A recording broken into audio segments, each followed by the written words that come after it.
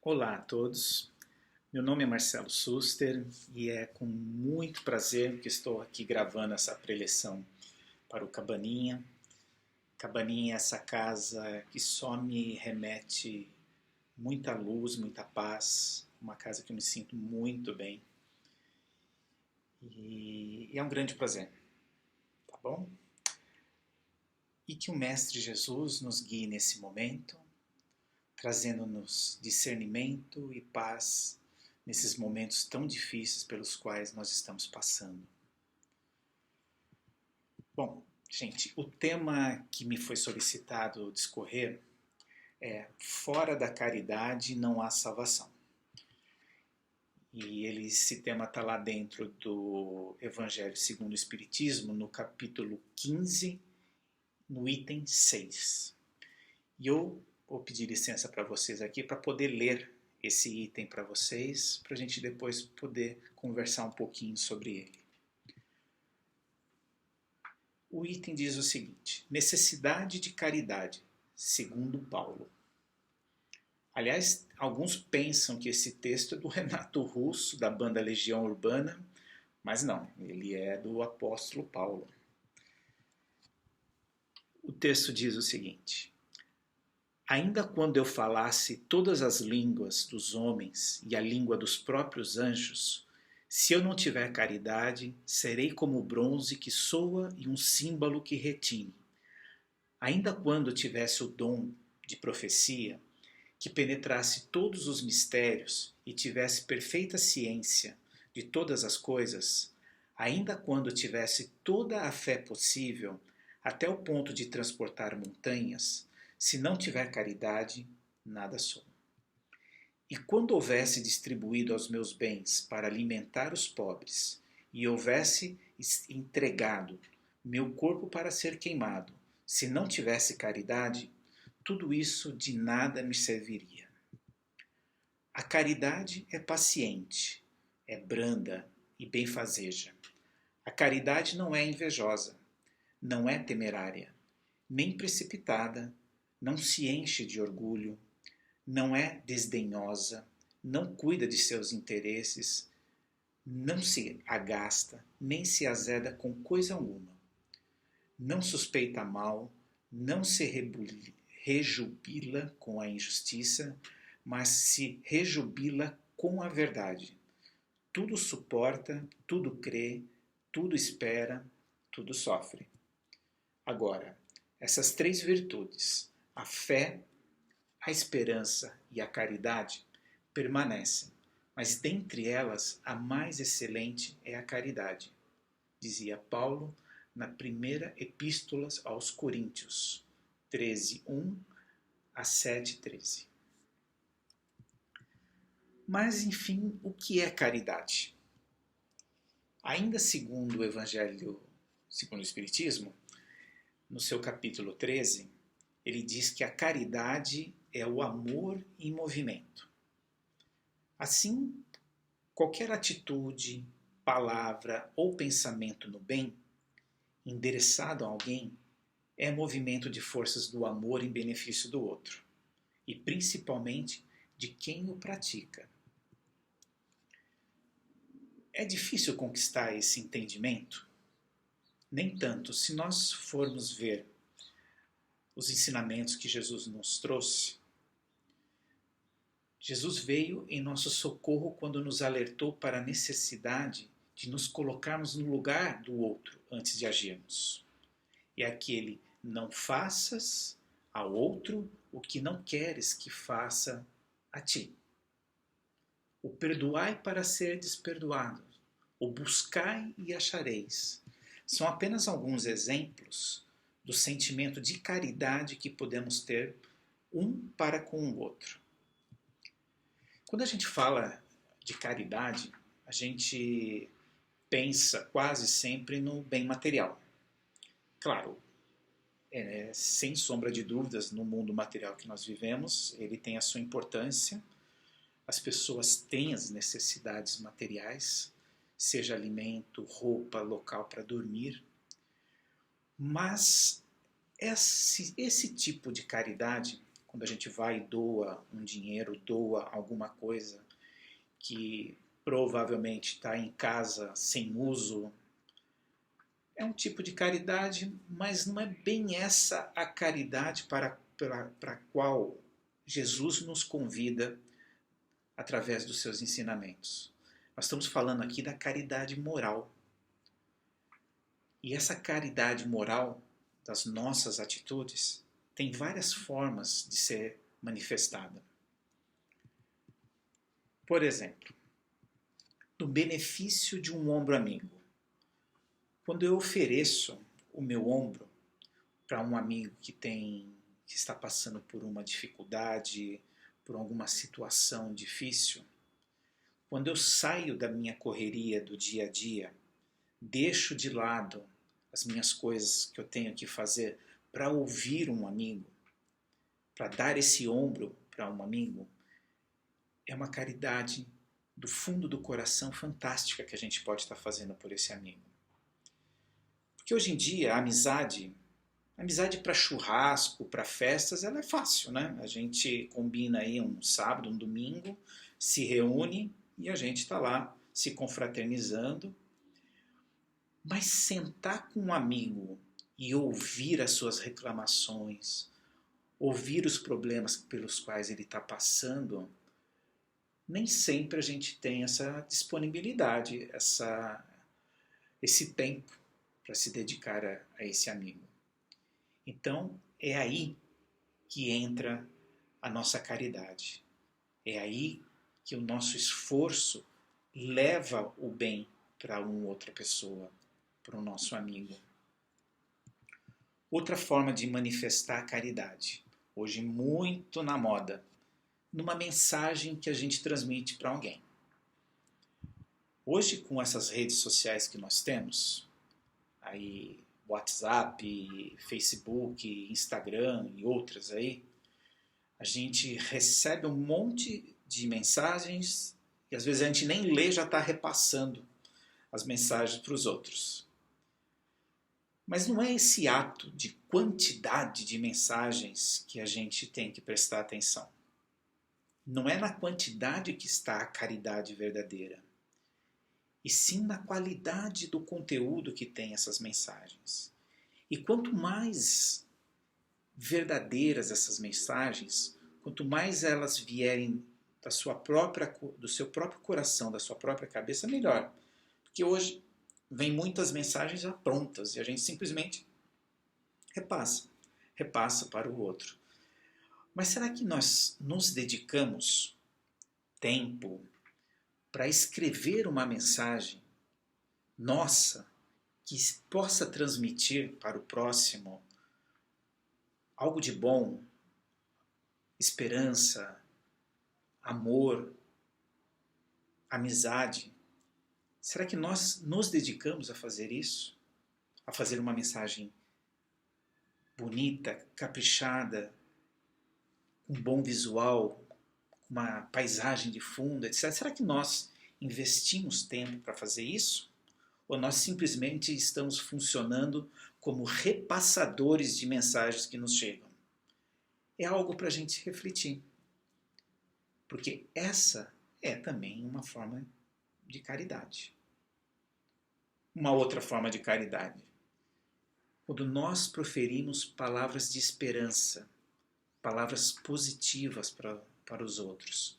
Quando a gente, de coração, a gente põe para fora o nosso amor, levando essa esperança, levando essa mensagem positiva para o outro, é uma forma de caridade.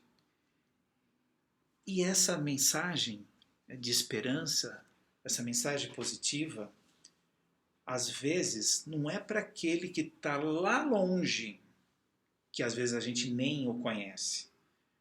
Às vezes é dentro de casa que a gente precisa dar essa mensagem de esperança, dar essa mensagem de alívio, de positividade. E às vezes é no lar que é mais difícil da gente fazer isso. Às vezes é muito fácil a gente escrever uma mensagem e mandar pela rede social para alguém, mas dentro de casa, a gente achar um tempo para sentar com nossos entes queridos, ouvir e passar uma mensagem positiva, às vezes isso não é fácil.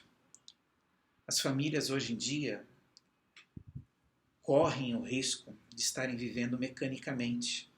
Aquela coisa de noite chega todo mundo, os filhos da escola, os pais do trabalho, e ali tem as atividades rotineiras, né, domésticas ali, e vai preparar o jantar, e se janta, às vezes a família janta, cada um num canto da casa, cada um olhando uma televisão, falta o diálogo, falta todo mundo sentar em volta da mesma mesa, perguntar como é que foi o dia da outra pessoa.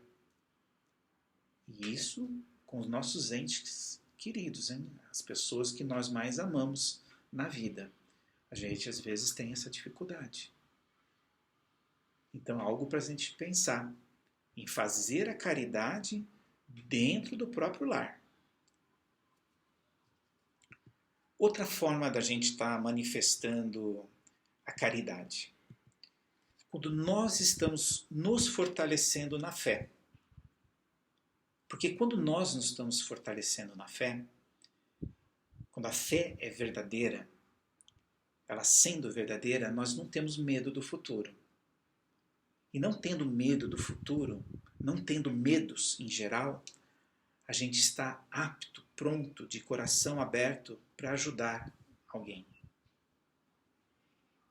E é um ato de caridade consigo próprio. Fortalecer a fé.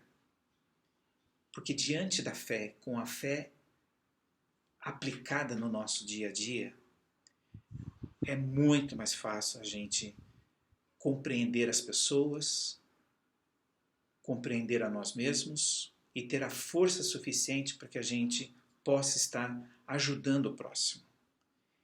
Então, fortalecer-se na fé é também um ato de caridade.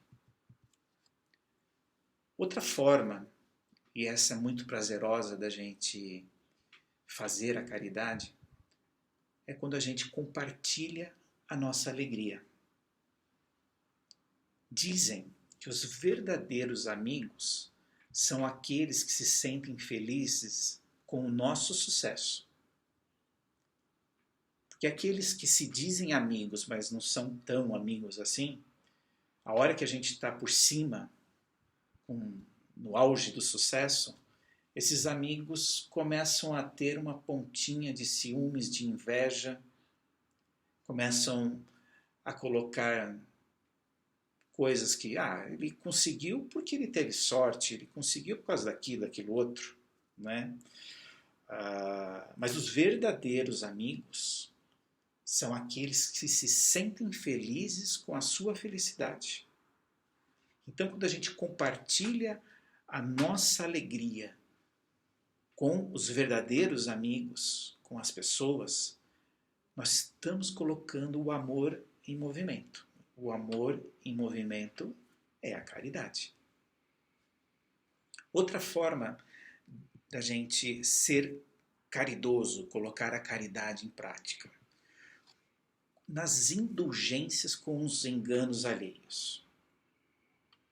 Um ente querido meu, um amigo, alguém próximo ou alguém até desconhecido comete um ato falho conosco, se engana, faz algo de mal para nós. E qual é o nosso comportamento diante dessa falha do próximo? Temos que ser indulgentes. Nós temos que praticar o perdão. E o que é praticar o perdão? Perdoar não é esquecer. Esquecer é amnésia, é outro problema. Perdoar é quando nós revivemos na nossa mente aquele ato que nos foi cometido contra nós, que nos prejudicou, que nos magoou no passado, e não temos um ressentimento. Não vem nada de ruim quando a gente pensa naquilo. Só que para a gente chegar nesse ponto do perdão, eu diria aí do perdão absoluto, Nós temos que passar por um longo processo. E esse processo começa quando a gente reconhece que o ato daquela pessoa, a fraqueza que aquela outra pessoa demonstrou, ela é algo que faz parte de nós seres humanos, espíritos encarnados aqui em processo de aprendizado. Nós erramos. O erro que o outro cometeu conosco, provavelmente nós já o cometemos ou vamos cometer também, porque também somos falhos. Então, o primeiro ponto do perdão é a gente reconhecer que a pessoa falhou, mas que é natural falhar. E depois desse reconhecimento, nós temos que fazer um trabalho interno muito grande, que é trabalhar a mágoa que esse ato nos trouxe, trabalhar os reflexos negativos que esse ato trouxe para nós. E isso não é fácil. Não é fácil. A gente tem que se esforçar e muito. E isso é caridade.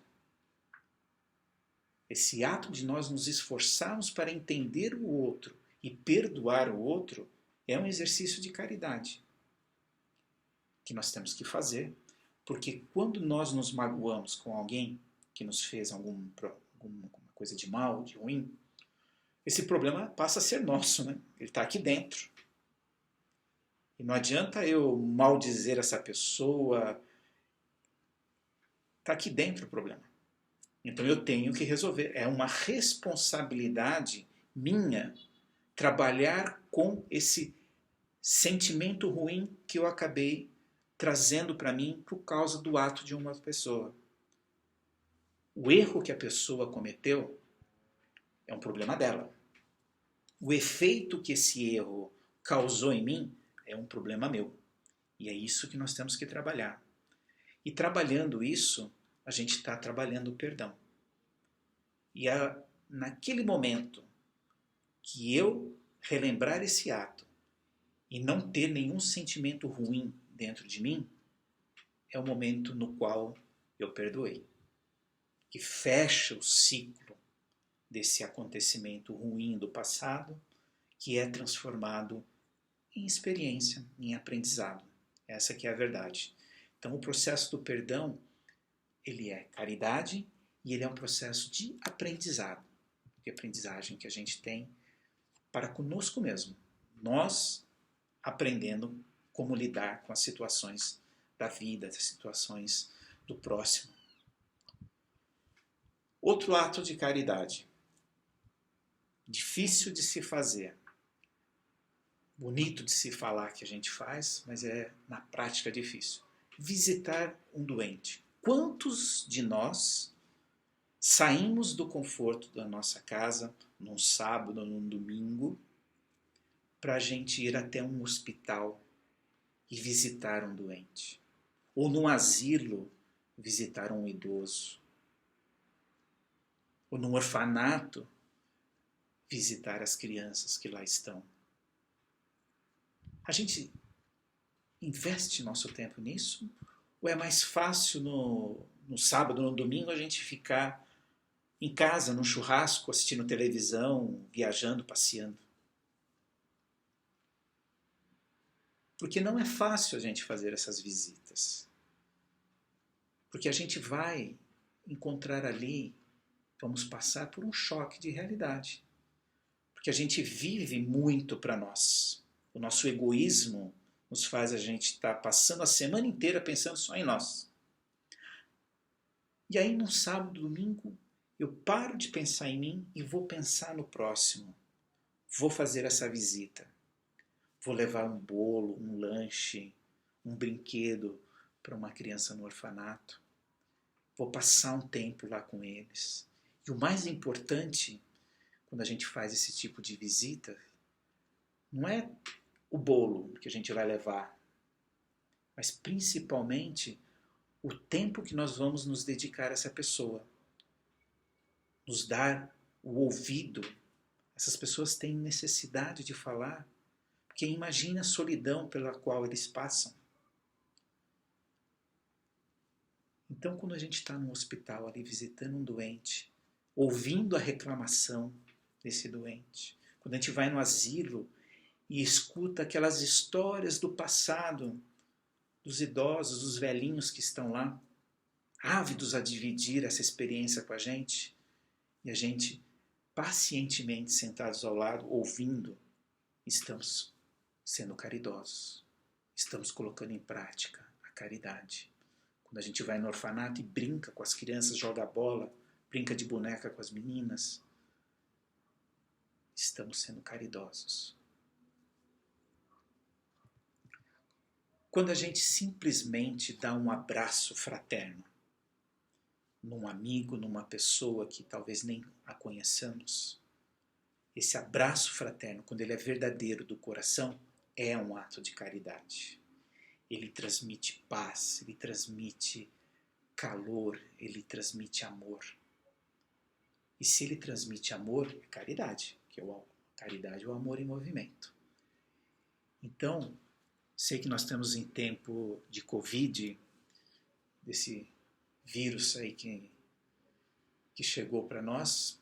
O abraço está, entre aspas, aí suspenso, mas assim que a gente se livrar dessa epidemia, que o abraço volte. O quanto é bom receber um abraço verdadeiro. E não podemos esquecer, já falamos, né, do pão que alimenta. Aqueles mais necessitados, que necessitam de algo para comer, que estão almoçando e não sabem se vão jantar, esses precisam do pão. E aí é a caridade material que nós temos que colocar em prática. A gente tem sim que colocar a mão no bolso e comprar aquilo que é necessário para essas pessoas, dividir aquilo que nós temos. Ah, mas eu estou ruim de dinheiro. Será? Por menor que seja a quantidade de alimento que você possa comprar, já essa pequena quantidade pode ser muito para uma pessoa que não tem nada. Então, sim, nós temos possibilidades de dividir o que nós temos, de investir o dinheiro nosso em prol do próximo. São tantas as faces pelas quais a caridade se manifesta que dificilmente, por menos recursos que nós tenhamos, nós deixaremos de encontrar alguma forma de praticá-la. Não se poderá dizer dessa maneira que eu sou um espírita e não pratico a caridade. Não. Nós que somos espíritas, em primeiríssimo lugar, nós somos cristãos. Aliás, somos cristãos e estamos espíritas seguindo essa doutrina maravilhosa, mas essa doutrina só tem finalidade, só tem resultado, só é boa se ela funcionar como uma ferramenta para que a gente coloque em prática a caridade. Coloque em prática os ensinamentos cristãos, aquilo que Jesus veio nos trazer, de aprendizado. Então, se nós estamos colocando em prática aquilo que Jesus nos ensinou, que principalmente é o amor ao próximo, e colocar o amor ao próximo é ser caridoso, se estamos praticando isso, podemos ser espíritas, podemos ser de outra religião, de qualquer outra linha filosófica, não importa. O que importa é que nós pratiquemos o bem, o amor, em relação ao próximo. Então, a gente também não precisa esperar que nós sejamos santos, entre aspas, para a gente começar essa tarefa de colocar em prática o que Cristo nos trouxe. Não vamos esperar sermos perfeitos, sermos ricos, sermos isso, aquilo outro, para a gente colocar a caridade em prática. Não. Agora é o momento da gente colocar a caridade em prática. Esse é o momento. Estamos em crise, etc. Eu vou esperar a crise passar para poder... Não. Agora, já. Um simples sorriso verdadeiro para a pessoa já é um ato de caridade. Isso não custa nada. Ouvir uma outra pessoa não custa nada. É um ato de caridade. Portanto, meus amigos, sejamos caridosos já, nesse momento. Que Deus ilumine cada um de vocês. Que possamos no nosso dia a dia colocar em prática todos os ensinamentos que Jesus nos trouxe, transformando o nosso dia, o dia daqueles que convivem conosco, para melhor. Fiquem com Deus. Tudo de bom para cada um de vocês.